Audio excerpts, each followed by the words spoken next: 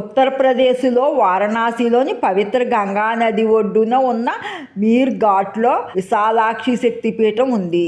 ఇది కాశీ విశ్వనాథ్ దర్శనం ముగించుకున్నాక కేవలం 5 నిమిషాల్లోనే అమ్మవారి సన్నిధికి చేరుకోవచ్చు.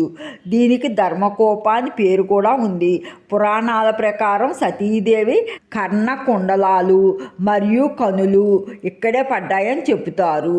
అందుకే ఈ ప్రాంతాన్ని మణికర్ణిక అని పేరు వచ్చింది. విశాలమైన కనులు ఇక్కడ పడ్డాయి కాబట్టి ఆ తల్లిని విశాలాక్షి అని పిలుస్తారు.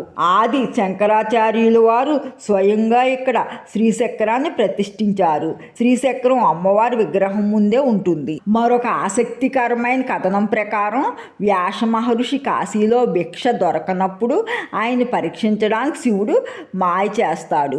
అప్పుడు సాక్షాత్తు విశాలాక్షిదేవి గృహిణీ రూపంలో వచ్చి వ్యాసుడికి అన్నం పెట్టిందని, అందుకే ఆమెను అన్నపూర్ణ స్వరూపంగా కూడా ప్రజలు కొలుస్తారని నమ్మకం.